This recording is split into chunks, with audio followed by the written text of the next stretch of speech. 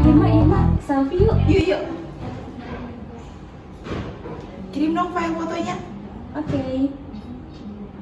FYI, lo tahu nggak kalau pengiriman file itu merupakan salah satu penerapan dari radiasi gelombang elektromagnetik. Emangnya gelombang elektromagnetik itu apa sih? Nah, kalau kalian mau tahu lebih lanjut tentang gelombang elektromagnetik, simak video dari saya, Syifa Alvita, kelas 12A, di video berikut. Hai Sobat Fisika, pada video ini aku mau membahas tentang radiasi gelombang elektromagnetik. Kalau kalian mau tahu lebih dalam, simak video ini ya. Yang pertama adalah pengertian gelombang elektromagnetik. Gelombang elektromagnetik merupakan gelombang yang tidak membutuhkan medium dalam perambatannya loh. Gelombang elektromagnetik adalah gabungan antara medan listrik dan medan magnet yang saling tegak lurus, berosilasi, dan merambat melewati ruang. Energi elektromagnetik merambat dalam gelombang melalui beberapa karakter seperti panjang gelombang, amplitudo, frekuensi, dan juga kecepatan. Nah, yang kedua, kita akan membahas tentang pembentukan gelombang elektromagnetik. Gelombang elektromagnetik tercipta karena adanya perubahan medan listrik yang dapat mengakibatkan perubahan medan magnet. Berarti harus ada perubahan atau ada muatan yang bergerak, iya kan? Kalau muatannya diam atau konstan, apa yang akan terjadi? Ya, nggak akan ada gelombang yang tercipta. Gelombang akan tercipta kalau ada perubahan muatan. Nah, perubahan tersebut jika terus berlangsung akan menyebabkan perubahan medan magnet dan listrik secara sinusoidal atau grafik sin yang dapat kita lihat pada gambar di samping. Nah, yang ketiga adalah jenis-jenis gelombang elektromagnetik. Jenis yang pertama adalah gelombang radio, yang mana gelombang ini dihasilkan dari osilasi elektron rangkaian listrik dengan panjang gelombang lebih dari 1 meter. Ya, gelombang radio termaksud gelombang elektromagnetik terpanjang dibandingkan dengan jenis lainnya, tapi memiliki frekuensi yang paling kecil. Nah, spektrum dari gelombang radio antara lain ada low frekuensi atau LF, medium frekuensi MF, high frekuensi HF, dan very high frekuensi VHF, dan juga ultra high frekuensi UHF. Untuk frekuensi gelombang elektromagnetik radio yang paling panjang adalah VHF dan UHF, karena panjang gelombangnya sampai ke satelit. Gimana sih cara kerja gelombang radio? Gelombang radio dipancarkan melalui transmitter atau antena pemancar yang kemudian sinyalnya akan diterima oleh receiver atau antena penerima. Apa saja sih elektronik yang dimanfaatkan gelombang radio? Gelombang radio dimanfaatkan untuk radio, televisi, dan juga telepon. Nah, yang kedua ada gelombang mikro. Gelombang mikro sebenarnya masih merupakan gelombang radio, namun dengan frekuensi yang sangat tinggi, yaitu super high frequency SHF dengan tintan nilai 3-30 GHz. Gelombang ini lebih tinggi dari UHF loh. Pemanfaatan gelombang elektromagnetik jenis ini contohnya apa sih? Gelombang mikro dihasilkan oleh alat elektronik khusus seperti tabung klistron. Kita bisa menemukan gelombang ini pada microwave, yaitu alat yang digunakan untuk memanaskan makanan.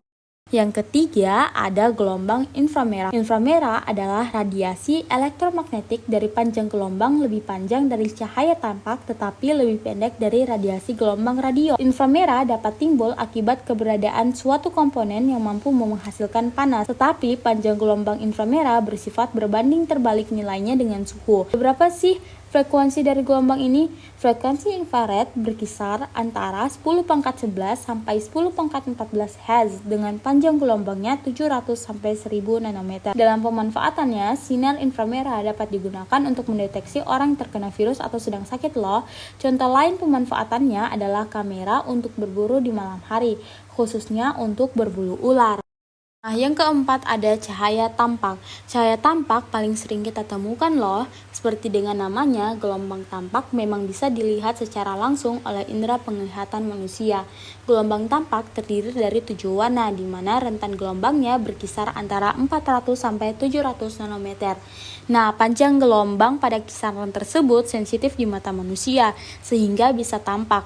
Contoh cahaya tampak yaitu warna Meiji Kuhibinyu, merah, jingga, kuning, hijau, biru, nila, dan ungu. Kita juga sering menemukan contoh cahaya tampak pada traffic light yang digunakan sebagai alat komunikasi. Nah, yang kelima ada gelombang ultraviolet.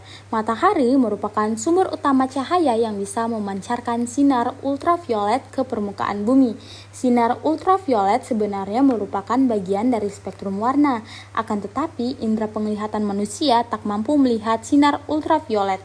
Selain itu, sinar ultraviolet juga memiliki panjang gelombang yang begitu pendek jika dibandingkan dengan warna lainnya.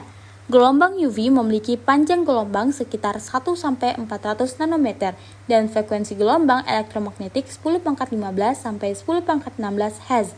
Sinar ini dihasilkan dari transisi elektron keluar suatu atom dan radiasi termal yang dipancarkan oleh matahari, di mana suhunya lebih dari 600 Kelvin.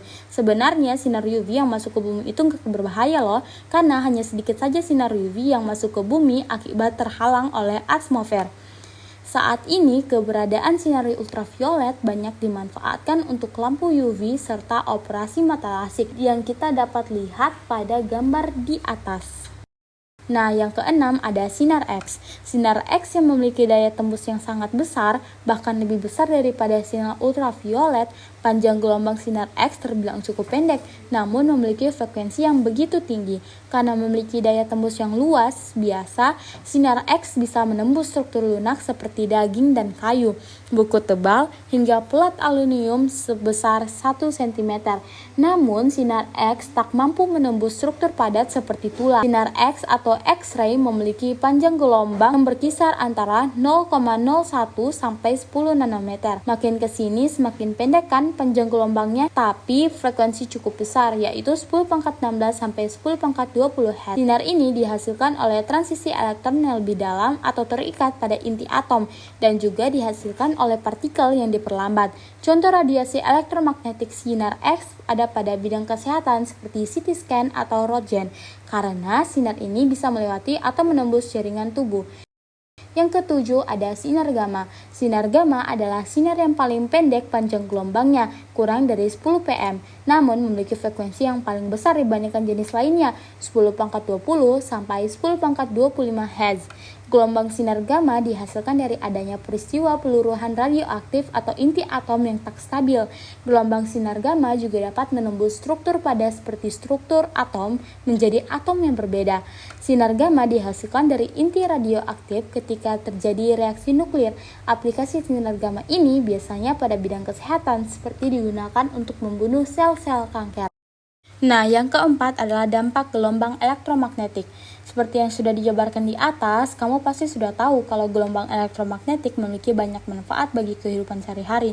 Namun ada juga bahayanya loh, seperti yang pertama, sinar ultraviolet yang terlalu banyak dapat menyebabkan penyakit kulit, katarak pada mata, dan membuat daya tahan tubuh menurun. Yang kedua, gelombang mikro dapat memberikan efek stres pada syaraf otak. Yang ketiga, gelombang mikro yang menjalankan proses pemanasan dalam microwave dapat menyebabkan penurunan jumlah hemoglobin jika digunakan dalam waktu yang panjang. Yang keempat, barang elektronik seperti laptop, handphone, komputer, dan televisi juga menggunakan gelombang elektromagnetik dan radiasinya dapat mengganggu ingatan, pembentukan janin pada wanita hamil, kerusakan mata, dan penyakit lainnya. Jadi, itu saja yang dapat saya sampaikan. Wabillahi taufiq wal hidayah. Wassalamualaikum warahmatullahi wabarakatuh. Terima kasih. Jadi, kalian sudah tahu kan mengenai gelombang elektromagnetik? Semoga video tadi dapat memberikan kalian manfaat yang baik, karena sesungguhnya pengetahuan yang baik adalah yang memberikan manfaat, bukan hanya yang dapat diingat.